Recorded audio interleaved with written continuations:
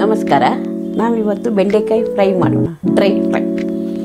ಇದು ಲೋಳಿ ಇಲ್ಲದೇ ಮಾಡೋದು ಹೇಗೆ ಅಂತ. ಸ್ವಲ್ಪ ಎಣ್ಣೆ ಜಾಸ್ತಿ, ತೆಂಗಿನ ಎಣ್ಣೆ. ನಾನು ತೆಂಗಿನ ಎಣ್ಣೆನೇ ಹಾಕೋದು.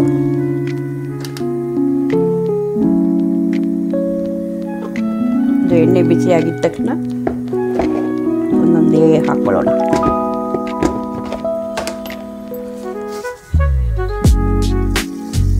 ಸ್ವಲ್ಪ ಸಾಸಿವೆ, ಸ್ವಲ್ಪ ಹಿಂಗು. ಹಿಂಗು ಎಣ್ಣೆಯಲ್ಲೇ ಹಾಕಬೇಕು, ಫ್ರೈ ಮಾಡುವಾಗಲೇ ಹಾಕಬೇಕು. ಯಾಕೆ ಅಂತ ಹೇಳಿದರೆ ಅದರ ಪರಿಮಳ ಎಲ್ಲ ಎಣ್ಣೆ ತಗೊಳುತ್ತೆ. ಇದಾಗಲಿ ಸ್ವಲ್ಪ.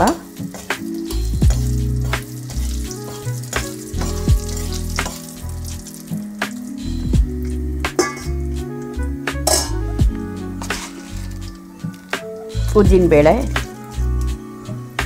ತುಂಬ ಅಲ್ಲ, ಸ್ವಲ್ಪ ಸ್ವಲ್ಪ.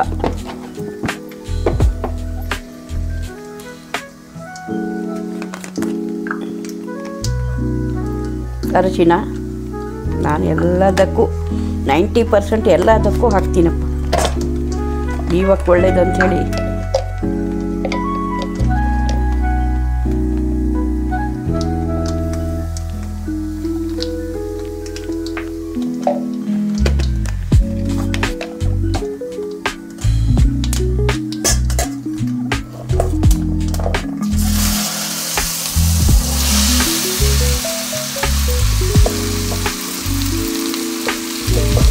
ಇದೆಲ್ಲ ಆದಮೇಲೆ ಬೆಂಡೆಕಾಯಿ ಹಾಕಿ, ನೀರು ಹಾಕ್ಲಿಕ್ಕಿಲ್ಲ,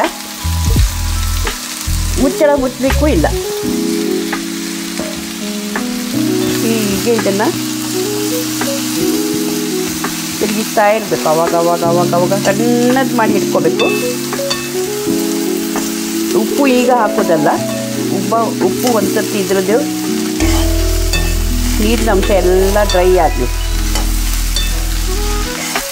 ಆಮೇಲೆ ಉಪ್ಪು ಹಾಕೋಣ.